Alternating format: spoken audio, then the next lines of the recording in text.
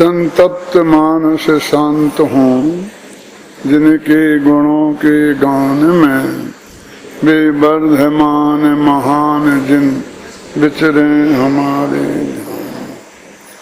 अभी अपन ने इन गाथाओं का पाठ किया।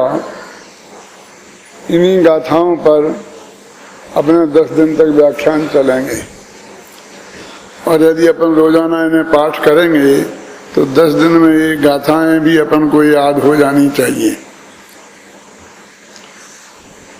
इन गाथाओं में जो बात कही गई है वो अत्यंत सरल हिंदी भाषा में कही गई है। आप थोड़ा भी उपयोग लगाएंगे तो उसका अर्थ आपकी समझ में आएगा कि क्या है। अपन को अभी 63वीं गाथा से बात आरंभ करनी है। 63वीं गाथा से अपने यहाँ जयपुर में जहाँ से पहली गाथा से प्रवचन सार चलता है और 62 गाथा तक अपन प्रवचन हो चुके हैं। उसके बाद 63वीं गाथा से बात चल रही है। ये प्रवचन सार नामक शास्त्र जिनेंद्र भगवान की दिव्य ध्वनि का सार है। इसमें कहा प्रवचन सार माने भगवान की जो दिव्य ध्वनि खिलती है उसको बोलते हैं प्रवचन। वचन तो सारे लोगों के होते हैं और जो उत्कृष्ट जाति के वचन होते हैं उन्हें बोलते हैं प्रवचन। तो तीर्थंकर परमात्मा के वचनों से और उत्कृष्ट जाति के वचन किसके होंगे? इसलिए भगवान की दिव्य ध्वनि भगवान के प्रवचनों का सार लेकर यह ग्रंथ आचार्य कुंद देव ने 2000 वर्ष पहले बनाया। कुंदाचार्य अपने दिगंबरों के सबसे बड़े आचार्य हैं। ये आप जानते होंगे कि हमारे मंदिरों में जिनेंद्र भगवान की जो मूर्तियां विराजमान हैं, यदि हम कहें कि उनमें ऋषभ देव की मूर्तियां कितनी होंगी, धर्मनाथ की कितनी होंगी, तो अपन मोटा मोटा हिसाब लगाएं कि 24 मूर्तियां होंगी तो एक धर्मनाथ की होगी, 23 दूसरी होंगी ना 24 ही में। लेकिन हर मूर्ति पर आचार्य कुंद का नाम अवश्य लिखा होगा, पढ़ लेना उसमें। यानी हमारे कुंदाचार्य इतने महत्वपूर्ण हैं कि उनका नाम लिख दिया तो ये मूर्ति दिगंबर मूर्ति है, ये बात असहज ही सिद्ध हो जाती है। महावीर की मूर्ति को हम दिगंबर मूर्ति सिद्ध करना चाहें तो कदाचित पसीना छूटे अदालत में प्रमाण पेश करते करते, लेकिन वो कुंद का नाम लिखा है तो सब जानते हैं कि ये दिगंबर मूर्ति है। हम जब मंगलाचरण करते हैं तो उसमें बोलते हैं मंगलम भगवान वीरो, मंगलम गौतमो गणी, मंगलम कुंदाद्यो, जैन धर्मोस्तु मंगलम। भगवान महावीर के बाद गौतम गणधर का स्मरण किया और गौतम गणधर के बाद सीधे आचार्य कुंद का स्मरण किया और उसके बाद किसी का नहीं किया, है ना। मंगलम भगवान वीरो, मंगलम गौतमो गणी और मंगलम कुंदाद्यो, कुंद आदि। तो बाकी को सबको आदि में ले लिया। कुंद से लेके अब तक जितने भी आचार्य हुए हैं उन सब आचार्यों को आदि में ले लिया और कुंद का नाम उल्लेख पूर्वक उनका नाम कहकर उन्हें याद किया। इससे आप अंदाज लगा सकते हैं कि जैन दिगंबर परंपरा में आचार्य कुंद का कितना महत्वपूर्ण स्थान है। आचार्य कुंद के 5 परमागम ग्रंथ हैं इसमें समय सार, प्रवचन सार, पंचास्तिकाय, नियम सार और अष्टपाउड़ हैं। इन पांचों में समय सार को सर्वोत्कृष्ट माना गया है।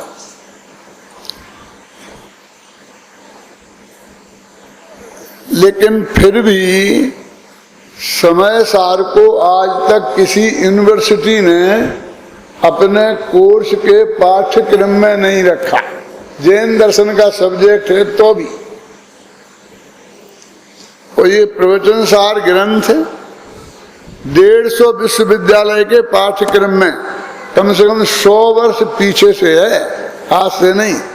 100-125 वर्ष से लेकर ये निरंतर अपने पाठ्य पुस्तकों में पढ़ाया जाता रहा है। इसलिए यूनिवर्सिटी लेवल पर समय सार से भी कई गुणी महिमा इस प्रवचन सार नामक ग्रंथ की। इसमें क्या कारण है? इसमें कारण ये है कि इसमें जो वस्तु स्वरूप का प्रतिपादन है वो उसी शैली से है कि जिस शैली में विश्वविद्यालयों में फिलॉसफी पढ़ाई जाती है। माने दुनिया को दो भागों में बांटा जाता है, एक जानने वाला तत्व और एक जानने में आने वाले तत्व, है ना। एक ज्ञान तत्व और एक ज्ञेय तत्व, एक प्रमाण तत्व और एक प्रमेय तत्व। इसके भी अधिकारों के नाम ऐसे ही हैं, ज्ञान तत्व प्रज्ञापन महाअधिकार। फिर दूसरा है ज्ञेय तत्व प्रज्ञापन महाअधिकार। फिर तीसरा है चरणान योग सूचक चूलिका।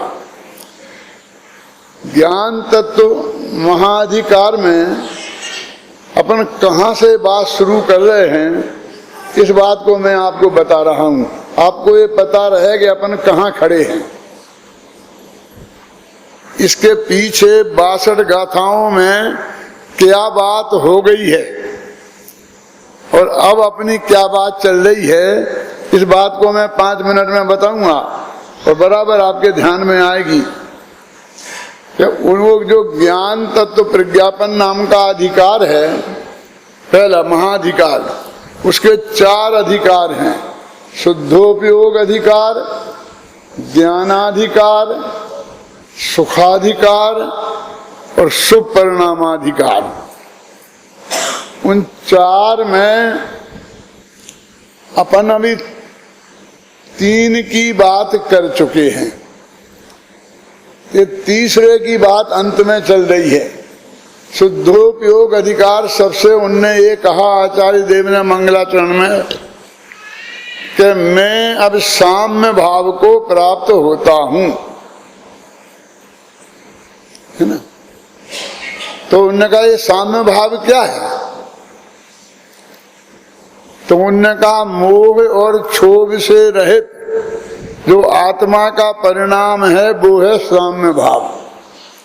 मोह माने मिथ्यात्व और क्षोभ माने राग द्वेष, 25 कसाएं। इनसे रहित जो आत्मा का परिणाम है उसका नाम है साम्य भाव और उसको अपनी शास्त्रीय भाषा में कहते हैं शुद्धोपयोग। जब मैं अब शुद्धोपयोग में जाता हूं तो उन्होंने कहा ये शुद्धोपयोग क्या चीज है जहां आप जा रहे हो? तो उनने सबसे पहले शुद्धोपयोग अधिकार में लिखा और 12 गाथाओं में वो शुद्धोपयोग क्या चीज है ये समझाया। फिर कहा कि ये तो ठीक है, लेकिन इसके समझने से हमें फायदा क्या होगा? इस शुद्धोप से, ये व्यापारी है, जैनी सब व्यापारी समाज हैं, वे बिना फायदा के कोई बात नहीं करते। तुम ये बताओ कि इससे हमें लाभ क्या होगा? तो उनने कहा कि इस शुद्धोपयोग तुमने यदि किया तो तुम्हें अनंत ज्ञान यानी केवल ज्ञान की प्राप्ति होगी। और अनंत सुख की प्राप्ति होगी। कि शुद्धोपयोग में यदि तुम जाओगे, शुद्धोपयोग नाम का धर्म करोगे, तो तुम्हें अनंत ज्ञान माने केवल ज्ञान की प्राप्ति होगी और अनंत अतीन्द्रिय आनंद की प्राप्ति होगी। दुनिया में इससे बड़ी कोई दूसरी चीज नहीं है। तो उन्होंने कहा हमें समझाओ तुमके अनंत ज्ञान क्या है, ये केवल ज्ञान क्या चीज है और अनंत अतीन्द्रिय आनंद क्या चीज है, तुम हमें ये बताओ। तो उनने ये दोनों बातें बताई। तो प्रवचन सार के इस ज्ञानाधिकार में पहले में केवल ज्ञान का स्वरूप और दूसरे में अनंत सुख का, जो मोक्ष में सुख है, उसका स्वरूप बताया है। अभी अपन वो दूसरा सुखाधिकार चल रहा है और उसके बीच में बात अपनी आ रही है। अपन कहाँ खड़े हैं, क्या हो गया है और क्या होने वाला है, वो मैं आपको बताता हूँ, तो आपको आगे समझने में सुविधा रहे। और ये गाथाएं का अपन पाठ करेंगे ना, तो यदि आप पाठ करने के पहले आ जाएंगे और पढ़ेंगे तो आपको बराबर ख्याल में आएगा कि कल तक क्या बात हो गई थी और आज अब क्या बात हो रही है। इस समझने में अपन को सुविधा रहेगी बहुत बढ़िया। इसलिए मैं ये बात आपको बता रहा हूँ। देखो कि ये अनंत ज्ञान, केवल ज्ञान, ये जानने से की क्या जरूरत है और अनंत सुख को भी पहचानने की क्या जरूरत है। कि कैसी बात करते हो, तुम्हें अनंत सुख चाहिए नहीं, तुम्हें अनंत सुख चाहिए है ना, तो उसे पहचानना नहीं चाहिए। आप सुबह आपने भगवान की पूजन की होगी, सबसे पहले कौन सी पूजन की थी? देव शास्त्र गुरु पूजन की थी ना। सच्चा देव किसे कहते हैं?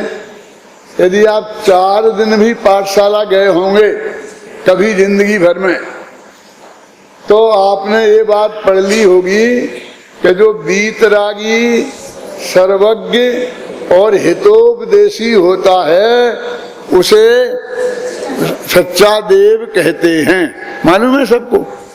तो वीतरागी और सर्वज्ञ हो वो सच्चा देव है ना। तो सर्वज्ञ माने केवल ज्ञान, केवल ज्ञान माने सर्वज्ञता माने जो सब चीजों को जाने, उसका नाम है सर्वज्ञ। तो उसमें क्लियर है ना, सर्वम जानीति सर्वज्ञ, तो सबको जाने उसका नाम है सर्वज्ञ। तो अपने भगवान कैसे हैं? सर्वज्ञ है ना, सब बात जानते हैं ना। सब धर्म वाले ये बात मानते हैं कि उनके जो भगवान हैं वे सारी दुनिया की सब बातें जानते हैं। अपन भी मानते हैं, उनकी पूजा वैसे ही थोड़ी करते हैं।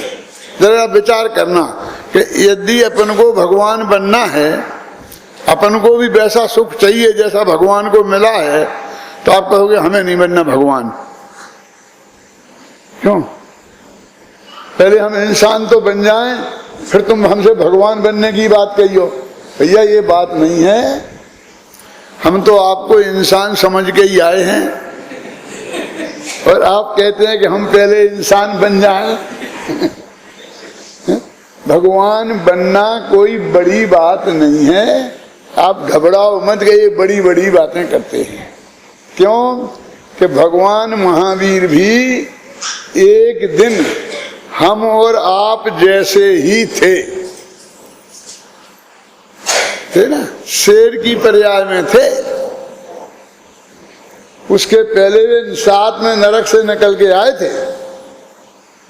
कौन? भगवान महावीर का जीव।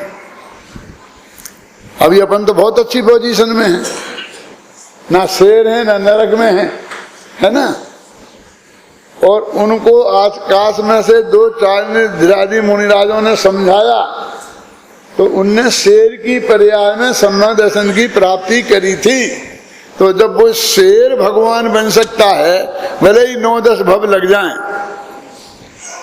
क्यों? अपन नहीं बन सकते हैं।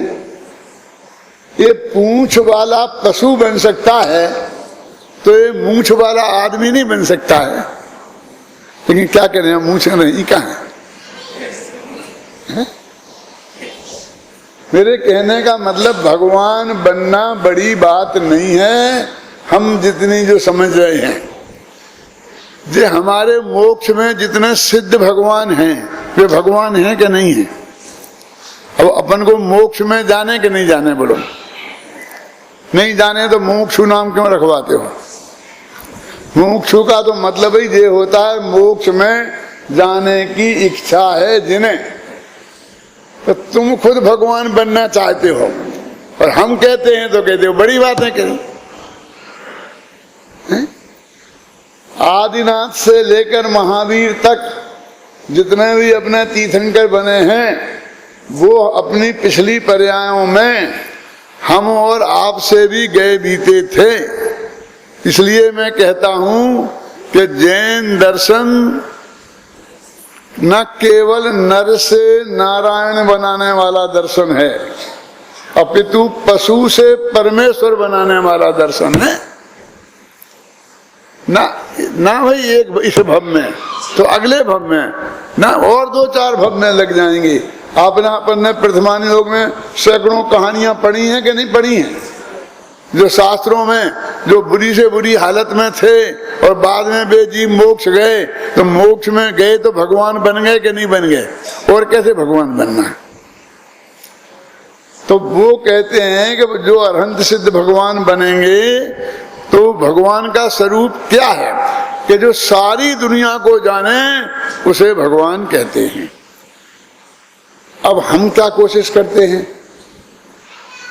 क्या कोशिश एक करनी चाहिए कि हम सारी दुनिया को जान लें, ऐसा उपाय करें। हमारी कोशिश ये रहती है कि सारी दुनिया हमें जाने। क्यों बोलो? भगवान किसे कहते हैं जो सारी दुनिया को जाने कि सारी दुनिया जिन्हें जाने? हम अखबार में अपना फोटो छपाते हैं, क्यों? काय के लिए? कि सारी दुनिया हमें देखे कि हम सारी दुनिया को देखेंगे। जो जो अखबार पढ़ेगा उसे आप देख लेंगे? नहीं देखेंगे, और आपको सब देखेंगे। हमारे जितने प्रयास हैं सब हमें जाने इसके हैं, हम सबको जाने इसके नहीं हैं। माने हमारा रास्ता भगवान बनने का नहीं है, उससे उल्टा है। इस रास्ते से कैसे बनेंगे? मैं आपसे पूछता हूं कितने लोग आपको जाने तो आपका काम चल सकता है? कि साहब म्युनिसिपैलिटी के चुनाव में खड़े होंगे तो कम से कम 1,50,000 आदमी तो जानना चाहिए ना। इतने वोटर तो होते होंगे, मुझे ज्यादा पता नहीं है। इतने लोग तो हमें जानना चाहिए ना। कोई बात नहीं है, इतने से काम चल जाएगा कि नहीं? यदि पूरी दिल्ली जाने तो और ही बढ़िया है। अरे पूरी दिल्ली क्या, पूरा हिंदुस्तान जाने तो काम चल जाएगा कि नहीं चल जाएगा? मोदी जी को तो सारे हिंदुस्तान वाले जानते हैं कि नहीं जानते हैं?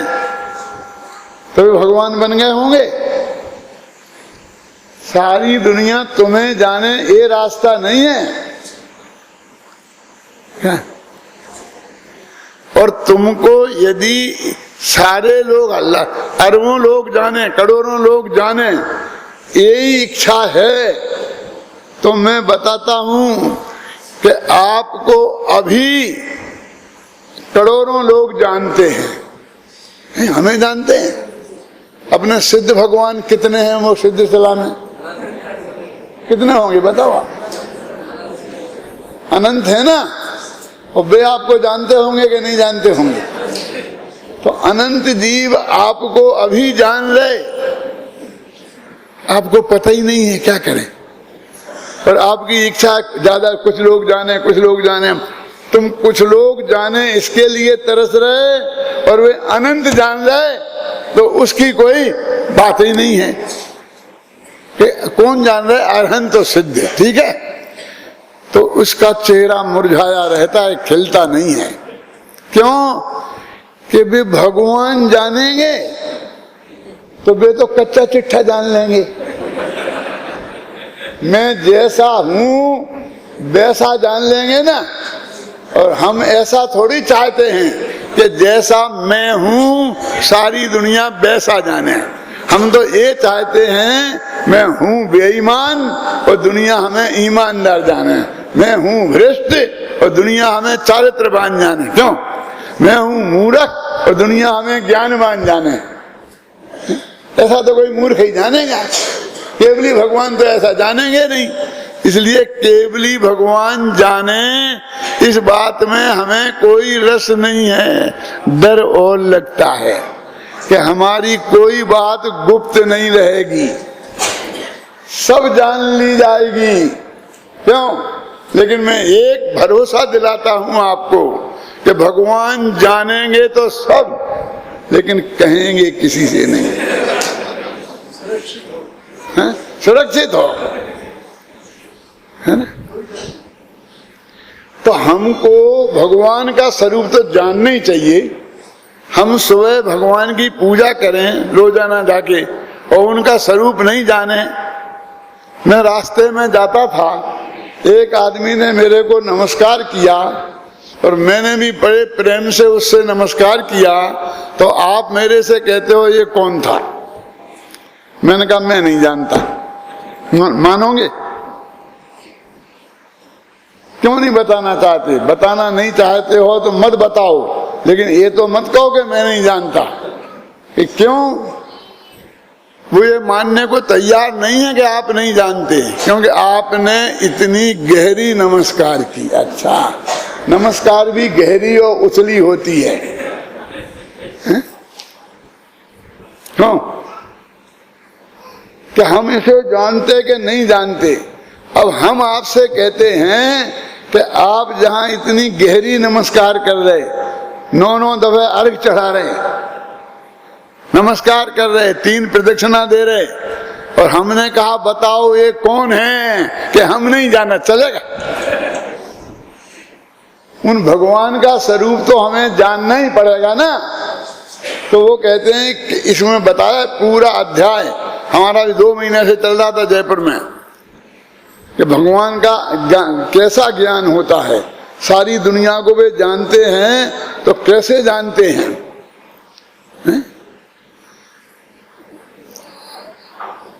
वर्तमान की तो जानते ही हैं, लेकिन भूतकाल की भी अनंत बातें जानते हैं, और भविष्य में जो अभी भई नहीं है उन्हें भी जानते हैं, वे भी होंगी। नहीं जानते? बोलो, आप विचार करो।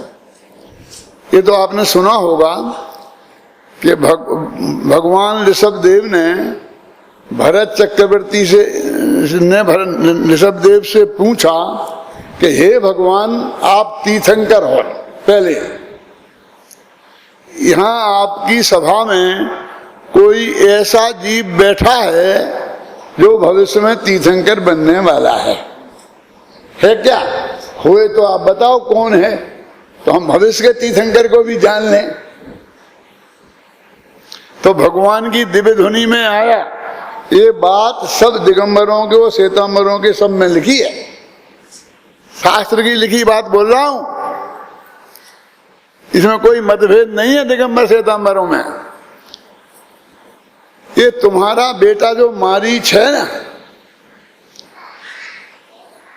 ये 24वां तीर्थंकर होगा, और इसका नाम महावीर होगा, इसकी मां का नाम त्रिशला होगा, और पिता का नाम सिद्धार्थ होगा। ये बात ऋषभदेव ने बताई।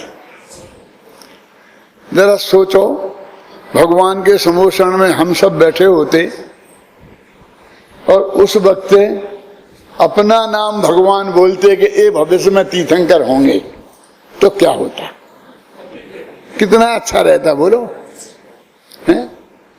यदि अपना नाम घोषित करते तो अपन अब सब लोग हमारी तरफ देखेंगे, टोपी मोपी ठीक कर लेते हैं? लेकिन मारीच को गुस्सा आया, अच्छा नहीं लगा।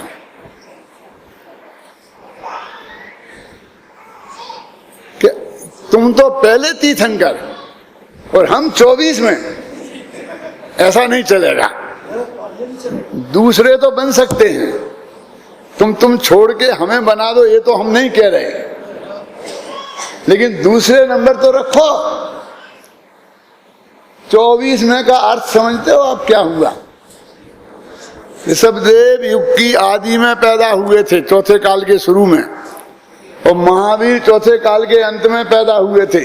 और चौथा काल कितना है मालूम? 1 करोड़ कोड़ा कोड़ी सागर का। कोड़ा कोड़ी जानते किसे बोलते हैं? मैं संबे शिखर गया, डोली में जा रहा था, तो कुछ रास्ते से निकले आप और यात्री, तो उनका पंडित जी जय जैनंद, पंडित जी जय जैनंद, पंडित जी जय जैनंद। तो वो जो ले जा रहे थे ना हमको डोली वाले, बोले अच्छा तुम पंडित जी हो?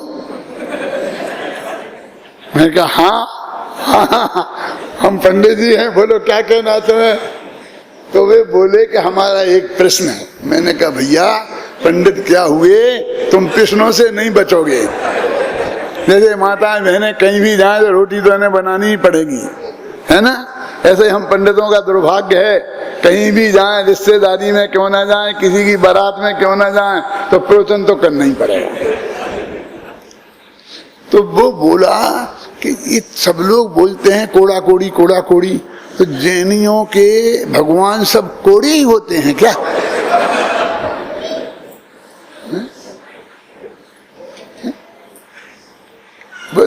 वो थे, वे नहीं समझते थे। कौन? डोली वाले। अपन तो सब समझते हैं ना ये कोड़ा कोड़ी क्या होता है। होता होगा कुछ, क्या लेना देना। अर्घ तो चढ़ा दिया ना इतने कोड़ा कोड़ी मुनिराजों को। अरे करोड़ का करोड़ में गुणा करो, उसका नाम है कोड़ा कोड़ी। ऐसे समझो 1 करोड़, 10 करोड़, 100 करोड़, 1000 करोड़, 10,000 करोड़, लाख करोड़, 10 लाख करोड़ और करोड़ करोड़, उसका नाम है कोड़ा कोड़ी। और इतने बरस नहीं, इतने सागर, कितना लंबा काल है आप समझो। जब वे कह रहे कि ये 24वां तीर्थंकर होगा, तो उसका अर्थ ये हुआ कि अभी 1 कोड़ा कोड़ी सागर तक संसार में घूमेगा। समझ में आया कि नहीं आया? और ये बात उसे स्वीकार नहीं थी अजय प्रसाद जी। एक भाई बोले मेरे से, हम तो पूज्य गुरुदेव श्री के साथ मोक्ष जाएंगे। टोले के टोले से संबेशकर की यात्रा करने गए थे ना, ऐसे हम मोक्ष भी उनके साथ ही जाएंगे। बोलो पंडित जी आप चलोगे? मैंने कहा नहीं। क्या बोल रहे हो? नहीं। वे बहुत बड़े महापुरुष थे, न मालूम कौन से स्वर्ग में गए होंगे, और सागरों की आयु होगी उनकी, फिर आएंगे और फिर मनुष्य होंगे, फिर तो जाएंगे ना। तो वे सागरों पर्यंत संसार में रहेंगे, हमारा इतना संसार में रहने का विचार नहीं है। क्या ठीक है? हमारा विचार नहीं है। हम क्यों इतने काल तक संसार में रहें? ऊपर के स्वर्ग में जाने का मतलब समझे? इतने काल तक संसार में अटके रहना है, कोई फायदे की चीज नहीं है। अभी बताएंगे, ये 63वीं गाथा में पढ़ी आपको, ये बताएंगे अभी हाल इसमें। तो हमें वो भगवान केवल ज्ञानी हुए, केवल ज्ञान क्या चीज है, हम उनकी पूजा करते हैं तो हमें उन्हें पहचानना चाहिए कि नहीं। तो उनने क्या बता दिया था कि ये इनकी माँ का नाम त्रिशला होगा और पिता का नाम सिद्धारथ। बात पक्की है ना? इसका क्या मतलब हुआ? सिद्धारथ के साथ त्रिशला की सगाई ऋषभदेव के जमाने में हो गई थी। क्यों? सोचो सोचो। नहीं, उनने कैसे जानी? ये बात उस समय नक्की थी कि नहीं? कितने समय पहले नक्की थी?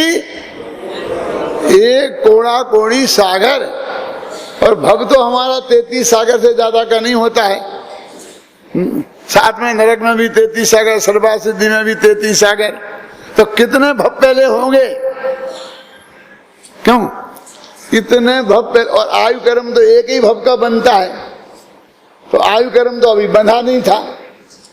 तो इतने भवों पहले ऋषभदेव ने ये बात जान ली थी, तो इतने आगे की जानी थी ना उनने उस जमाने में, तो आज अभी से इतने आगे की जान सकते कि नहीं जान सकते।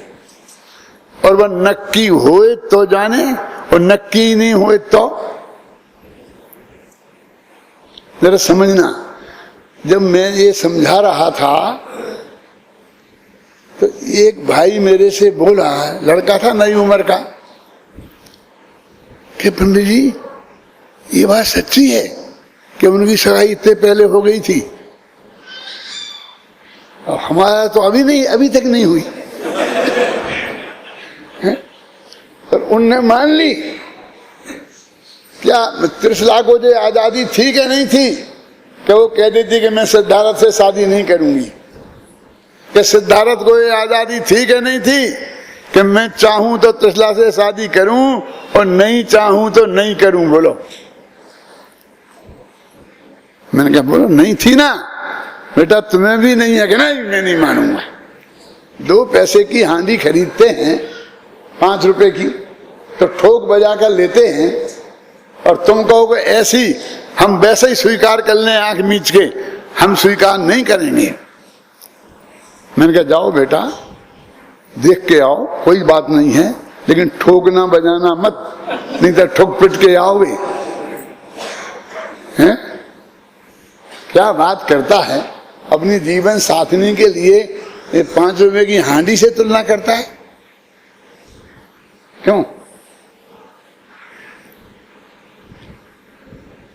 कि उनकी नक्की होगी, किनकी? सिद्धार्थ की और त्रिशला की। हमारी नक्की है क्योंकि उनकी लिखी है, हमारी तो नहीं लिखी शास्त्र में। बोलो तो हम आजाद हैं। अरे भाई इतिहास तो महापुरुषों का लिखा जाता, लेकिन होता तो सबका है। हमारा इतिहास लिखा भले ही ना जाए, लेकिन हमारा तो इतिहास है कि नहीं है। जैसे उनकी जन्म तिथि बताई जाती है कि अकबर फला तारीख को पैदा हुआ था, फला तारीख को मरा, बताई जाती है, तो हम भी तो किसी तारीख में पैदा हुए होंगे। हमारा भी इतिहास तो है ना। लिखा जाना अलग बात है और होना अलग बात है, और वो तो जो है वो जानते हैं। यदि हम ऐसा जानेंगे कि हमारे भगवान सब जानते हैं, जो हो गया है वो जानते हैं, जो हो रहा है वो जानते हैं, जो भविष्य में होगा वो भी जानते हैं। क्यों? वे हमारे भगवान हैं। क्यों? कि वो कहता है कि नहीं, इसमें तो हमारे हाथ में कुछ नहीं रहता। क्या? भगवान ने जो जान लिया वो होगा। हम जैसा चाहें वैसा नहीं होगा। हम चाहते हैं कि हम जैसा चाहें वैसा हो। मैं एक छोटा सा प्रश्न करता हूं। कोई आदमी आज से 2500 वर्ष पहले भगवान महावीर के समूह शरण में जाता और ये पूछता कि ओसवाल भवन में आज इतने बजे क्या कार्यक्रम होगा, तो भगवान महावीर बता सकते थे कि नहीं? बता देते। क्या बता देते? क्या हमारा व्याख्यान होगा, आप लोग श्रोता होगे और आप कहाँ बैठे होगे, वो लोकेशन भी, क्यों अनिल बाबू बता देते ना? अपने भगवान इतने जानने वाले हैं, इतने जानने वाले हैं। इसका मतलब ये आज की सभा का कौन कहाँ बैठेगा, ये बात भी 2500 वर्ष पहले नक्की थी। नहीं, मैं इसका मतलब मैं इसके लिए भी बंधा हूं, मैं जहां चाहूं वहां बैठ भी नहीं सकता। ऐसी गुलामी हमें पसंद नहीं है। ये गुलामी है कि आजादी? बोलो। देखो सुनो, भगवान के ज्ञान में जैसा आया है वैसा होगा, एक बात, और हम चाहेंगे वैसा होगा, दूसरी बात। इसमें 2 में से वोट देना है आपको कि कैसा हो। आज नक्की होना है ये, तो आप किसे वोट दोगे? भगवान का तो ज्ञान और हमारी चाह तो खोटी चीज है ना, चाह तो छोड़ने लायक है कि नहीं। तो हम भगवान के ज्ञान को स्वीकार न करके अपनी चाह को महत्व दें और उसमें हमें अपनी आजादी दिखे, इससे बड़ा अज्ञान इस जगत में क्या होगा। तो भगवान की सर्वज्ञता हमें समझना पड़ेगी। और वीतरागता माने समझते हैं आप कि रंच मात्र भी किसी से राग द्वेष नहीं होना, है ना, किसी से भी राग द्वेष नहीं होना, उसका नाम है वीतरागता। ये दो बातें भगवान में होनी चाहिए, तब वे हितोपदेशी बन सकते हैं। हित का उपदेश तब दे सकते हैं। आदमी झूठ क्यों बोलता है? या तो अज्ञान से या राग द्वेष से। या तो वो जानता नहीं है तो झूठ बोलेगा, और या उसे किसी से राग द्वेष है तो झूठ बोलेगा। अब उनमें अज्ञान भी नहीं है और राग द्वेष भी नहीं है, वे क्यों झूठ बोलेंगे? फिर तो सारी बात सही होगी ना। तो इसलिए उनका उपदेश हितोपदेशी होते हैं वे। तो ये बात सर्वज्ञ ज्ञानाधिकार में बहुत विस्तार से बताई। मैंने तो आपको संक्षेप में 5-10 मिनट में निपटा दिया, ख्याल में आई ना। वहां बहुत विस्तार से ये बात बताई है? फिर उसके सुखाधिकार के जिसको अतीन्द्रिय ज्ञान होता है उसको अतीन्द्रिय सुख होता है, और जिसको इंद्रिय ज्ञान होता है उसे इंद्रिय सुख होता है। अपन सब इंद्रिय ज्ञान वाले हैं, इन 5 इंद्रियों से जानते देखते हैं, इसलिए हमें इंद्रिय सुख है, सुख दुख जो भी है। और केवल ज्ञानी अतीन्द्रिय ज्ञान वाले होते हुए इंद्रियों से नहीं जानते, उन्हें आंख से नहीं देखना पड़ता, ख्याल में आए ना, सीधे आत्मा से जानते हैं। तो वे स्वाधीन है उनका ज्ञान पूरी तरीके से, वो किसी दूसरे के पराधीन नहीं है रंच मात्र भी। तो ऐसे वीतरागी सर्वज्ञ भगवान को हम जानते हैं। तो इनके सुख की बात कह रहे थे कि वो अतीन्द्रिय सुख, जो सुख इंद्रियों से नहीं भोगना पड़े, जिसमें इंद्रियों की जरूरत नहीं पड़े, ऐसा सुख उन्हें था। और वो ही असली सुख है। ये इंद्रिय सुख वाला सुख तो असली है ही नहीं। ये बात समझा रहे थे वो, किसमें? सुखाधिकार में।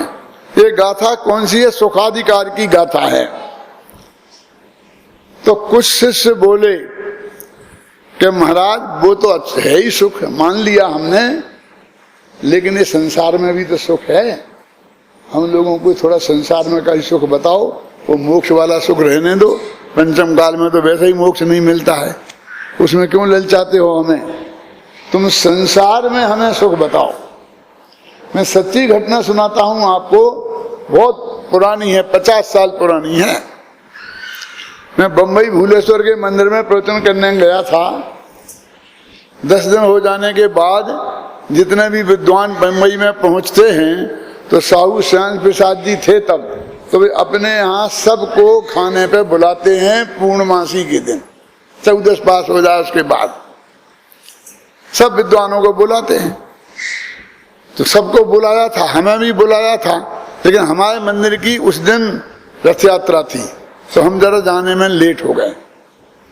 सब विद्वान वहां पहुंच गए थे, ख्याल में है ना, और हम जरा पहुंच नहीं थे। वहां बातचीत हो रही थी कि एक पंडित आया है भूलेश्वर में, तो वो सब यही कहता है कि आत्मा में सुख है, आत्मा में सुख है, संसार में सुख है ही नहीं। तो बोले पंडित जी आप हमें थोड़ा संसार में भी सुख बताओ। ऐसा साहू जी ने कहा, वो सब पंडित खिलखिलाकर हंस पड़े, क्योंकि वो सब पे ही चर्चा कर रहे थे पहले। मैं तो था नहीं, मेरे ही बारे में चर्चा कर रहे थे यही बात। तो मैंने देखा ये सब हंस रहे, तो मैंने कहा सेठ जी अब आप कहते हो कि हम तुम्हें संसार में सुख बताएं, अब हम क्या करें? हमारे दुर्भाग्य से हमने यही पढ़ा है कि जो संसार विषय सुख हो तो तीर्थंकर क्यों त्यागे, काहे को शिव साधन करते, संयम सो अनुरागे। अब हम क्या करें, हमने तो यही पढ़ा है तो यही बताते हैं। अब आपके ये पंडित लोगों को संसार में भी सुख दिखाई देता है और ये आपको बताते होंगे, क्यों? हम तो ये सुना है कि संसार में सुख है ही नहीं। मैंने कहा मैंने एक रिसर्च की है। मुझे क्या है, क्या बताओ? कि शांतिनाथ भगवान की आंख में मोतियां बिंदु था। घबराना नहीं, पूरी बात सुनना। क्या? शांतिनाथ भगवान की आंख में मोतियां बिंदु था। एक सब बोले क्या करे, क्या करे? मैंने कहा सुनो, ऐसी बीमारी तो हरेक की आंख में होती है कि उन्हें कुछ दिखे नहीं, लेकिन ऐसी बीमारी आज तक नहीं सुनी कि जो चीज नहीं हो वो भी दिखे। होती, आप समझ आए क्या? आप आज आंख में हम अंधे हो गए तो हमें कुछ नहीं दिखेगा, लेकिन ये चश्मा दिखे, ऐसा हो सकता है? कुछ दिखता नहीं है। तो शांतिनाथ भगवान को जिस संसार में सुख नहीं दिखा और वे दीक्षा लेके चले गए, उस संसार में सुख तुम्हारे इन पंडितों को दिखता है, तो उनकी आंख में कोई ना कोई खराबी होगी कि नहीं होगी? फिर मैंने कहा कल यही मत कहना कि एक पंडित आया था और वो कहता था शांतिनाथ भगवान की आंख में मोती। मेरे व्यंग्य को आप समझे होंगे, सही रूप में लेना मैं क्या कह रहा हूँ। मैं ये नहीं कह रहा हूँ कि शांतिनाथ की आंख में मोतियां बिंदु थे। मैं एक कह के क्या कहना चाहता हूँ कि नहीं हो चीज दिख जाए, ऐसी तो कोई बीमारी हमने आज तक देखी नहीं। इन्हें संसार में सुख है ही नहीं। भगवान तो ऐसा कहते हैं वो इन्हें दिखाई देता है? हम क्या करें? तो भाई कुछ लोग बोले यहाँ प्रवचन सार में कि संसार में भी सुख है, हम तो एक दफे देखेंगे और देख के नक्की करेंगे, तुम्हारे कहने से नहीं मानेंगे। ये प्रश्न खड़ा हुआ। तो उन्होंने कहा देखो भैया, कुछ बातें ऐसी होती हैं कि दूसरे के अनुभव से ही सीख ली जाती हैं। हर बातें खुद प्रयोग कर करके नहीं सीखना चाहिए। सीख सकते हैं अपन। आदमी में और पशु में फर्क क्या है? बेचारे पशु को सब कुछ अपने हाथ से ही करना पड़ता है। माँ बाप कुछ सिखाते नहीं हैं, उनके कोई स्कूल नहीं खुले हैं, क्यों? और हमें तो माँ बाप सिखाते हैं कि अग्नि गर्म होती है, इस पर हाथ रखोगे तो जल जाओगे, है ना? लेकिन पशु को तो छू के ही सीखना पड़ता है ना। आदमी में और पशु में यही तो फर्क है।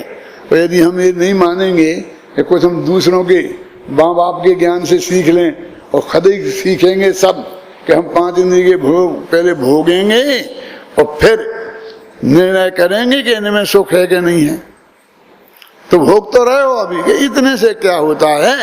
जब हमारे पास अरबों रुपया होंगे, जब हम टाटा बिरला बन जाएंगे, अंबानी बन जाएंगे, तब आएगा, तब सुख बरसेगा। और अभी तो मजदूरी करना पड़ती है, रोजीना 8 घंटा धंधा पचना पड़ता है, खुद जाना पड़ता है ऑफिस में। क्यों? हम पहले वो बनेंगे, पहले चक्रवर्ती बनेंगे, इंद्र बनेंगे, और फिर देखेंगे कि चक्रवर्ती पद में सुख है कि नहीं। तो कहा भैया कुछ चीजें दूसरों के अनुभव से सीख लेना चाहिए। वो एक जहर होता है ना कि जिसका स्वाद आज तक पता नहीं चला, जबान पर रखते ही आदमी मर जाता है। वो ये नहीं बता पाता है कि मीठा है कि कड़वा है। ऐसा रखा, यहाँ लिख दिया मीठा कड़वा सब, हाथ में पेंसिल दे दी कि तुम्हें हम चखाएंगे और तुम जब निशान लगा देना।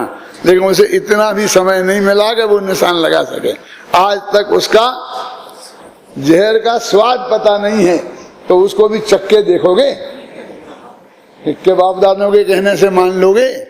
सोचो, ऐसा मत करो। तो वो उससे कह रहे हैं। देखो अब गाथाएं पढ़ो, कौन पढ़ेगा? प्राकृत की गाथाएं बहुत अच्छी तरीके से। कौन सी? 83, 63 और 64। हाँ पढ़ो।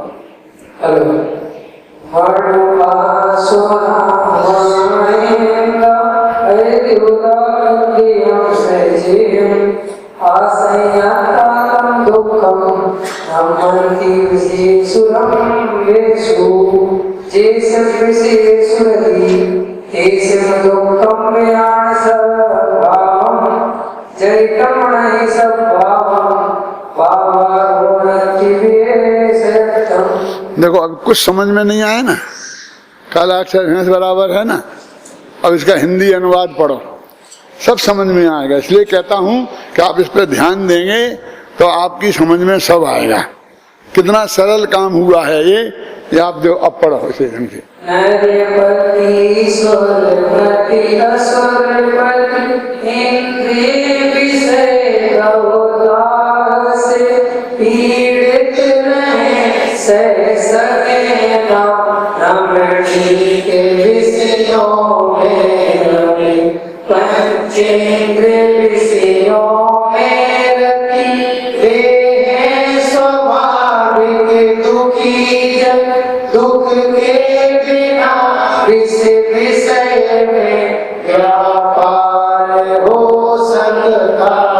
कितने साफ लिखा हुआ है, देखो क्लियर।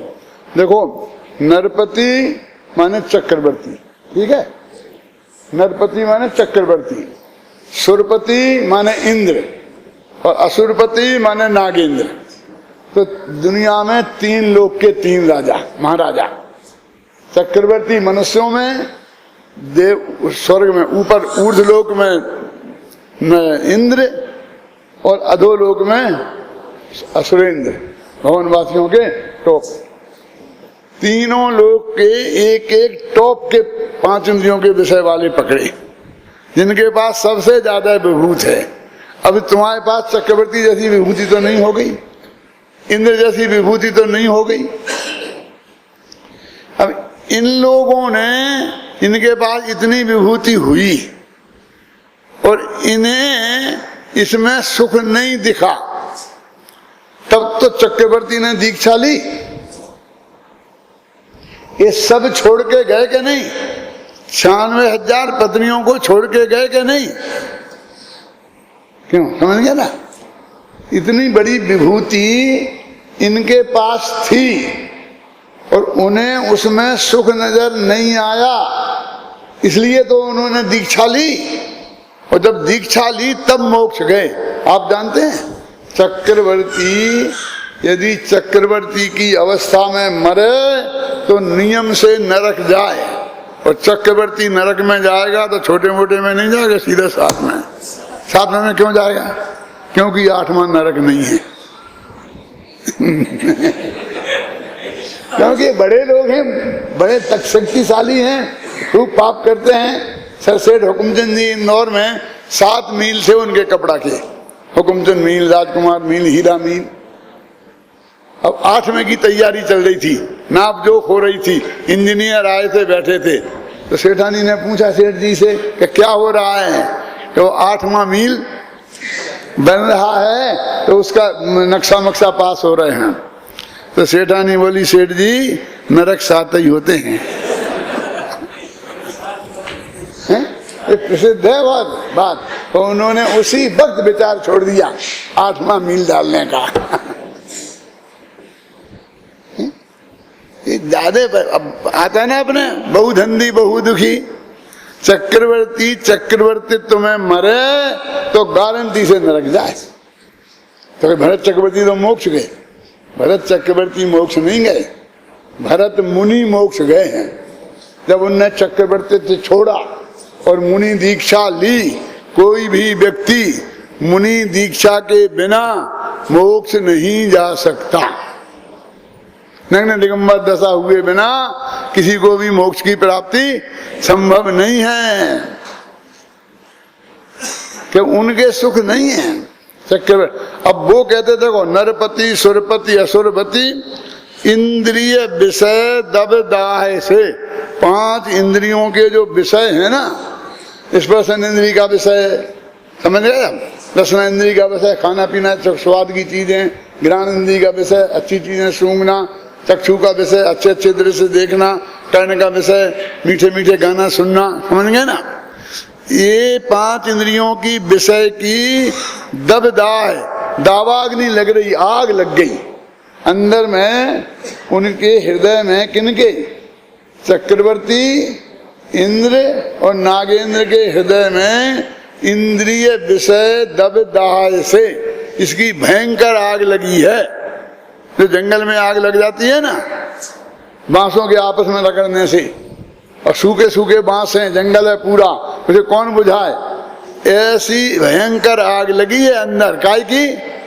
5 इंद्रियों के भोगों की अग्नि की दाह लगी। इंद्रिय विषय दब दाह से पीड़ित रहे, वे 24 घंटा पीड़ित रहते हैं, सह सके ना, उसे बर्दाश्त नहीं कर सकते हैं वे, इसलिए रमणीक विषयों में रमे, वे रमणीक विषयों में रमते हैं। ये उनके रमणीक विषयों की मौजूदगी उनके अनंत दुखी होने की निशानी है। आप जानते हैं भरत चक्रवर्ती जब गए थे ना 6 खंड को जीतने, मालूम 3 समाचार एक साथ सुने थे कि नहीं? ये तो मालूम है ना सबको कि पुत्र रत्न की प्राप्ति और भगवान ऋषभदेव को केवल ज्ञान और चक्र रत्न की प्राप्ति। तो वो जो पुत्र रत्न की प्राप्ति हुई थी वो कोई पहला बेटा नहीं था, पहला बेटा तो मारीच आदिनाथ के साथ दीक्षा ले गया था। ये तो नवानु कौन 100वां होगा कि 150वां होगा, मतलब कोई बड़ी बात नहीं थी मेरे कहने का मतलब, समझ गए ना। तो वो जाकर के एक दिन उसका उत्सव किया, भगवान के दर्शन करने सबसे पहले गए, फिर पुत्र रत्न का उत्सव किया, फिर 60,000 वर्ष को युद्ध करने निकल गए। कितने? वो भगवान के दर्शन एक दिन में निपटा लिए समझ गए ना। ऐसा नहीं है मैंने अब भगवान के दर्शन को महत्व दिया, सबसे पहले भगवान के दर्शन करने गया, वो युद्ध लड़ने नहीं गया है, धोखे में मत आना। छोटा काम जल्दी निपटा लेते ना, आप तो बनिए हो ना।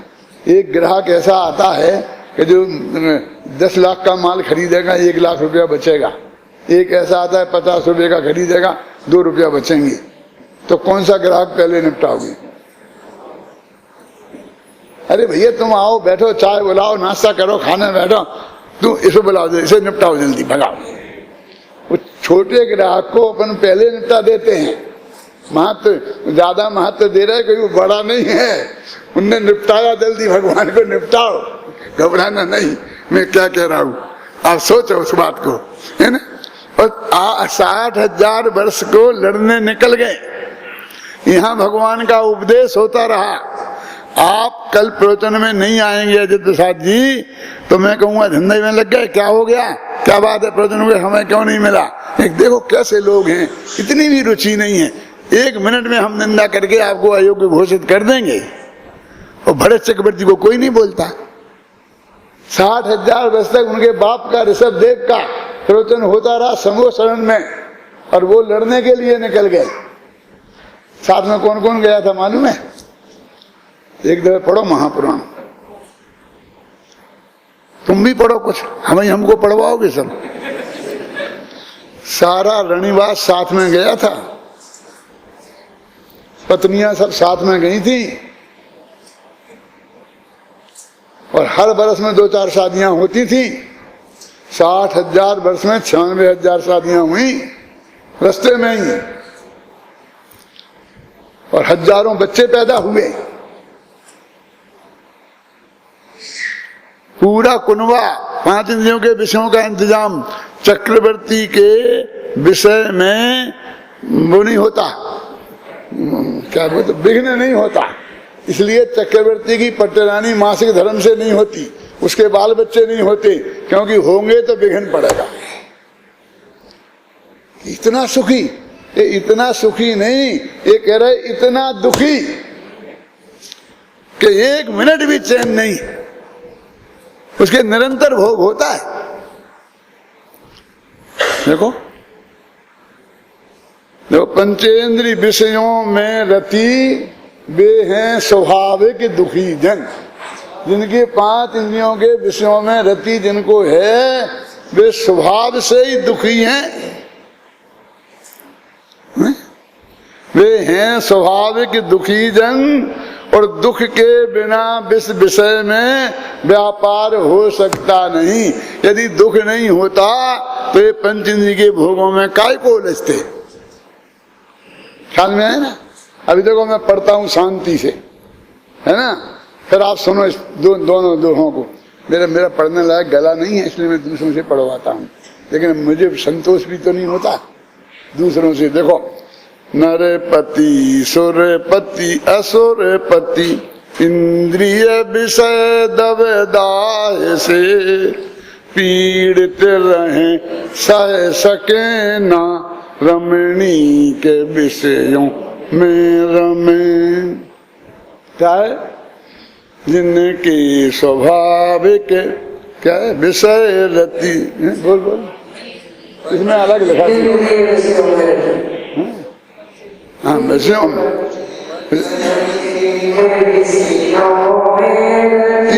वे हैं स्वाभाविक दुखी जन।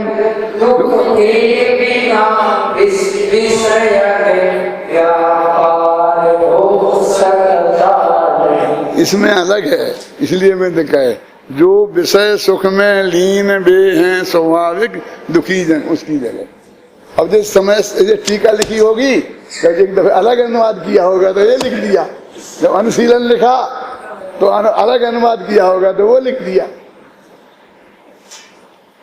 ऐसा ध्यान थोड़ी रहता कि अभी तो अपन कर चुके तो उसी को लाइन देख के लिख दें, वहां से वही का वही हो जाता। इसमें ऐसा लिखा इसलिए मैं अटक गया, कैसे बोलूं। वो पहले तो मैं सही बोल गया था क्योंकि मुझे याद था वो। अभी आप समझ लो आज अपन कहाँ आ गए, कहाँ खड़े हैं, ये आपको ख्याल में आ गया। अब इसी के आगे अपन चलेंगे।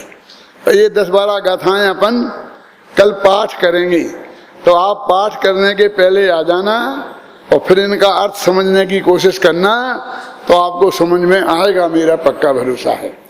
ये मत समझना कि ये समय बेकार जा रहा है, ये जब हो जाएगा पाठ तब चलेंगे अपन, क्योंकि ये गाथाएं कुंद कुंद की डायरेक्ट हैं।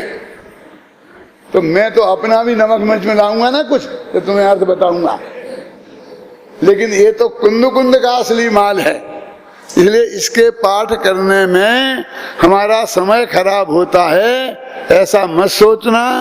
पूरी सभा जितने लोग अभी आए हैं वो कल प्रवचन होने के पहले हाजिर रहना चाहिए। लेकिन अपनी तो आदत ऐसी है ना, जैसे बेरी के बेर टपकते हैं धीरे धीरे धीरे धीरे, ऐसे अपन श्रोता धीरे धीरे टपकते हैं, समझ में आएगा। इसलिए कल अपन इसके आगे चर्चा करेंगे।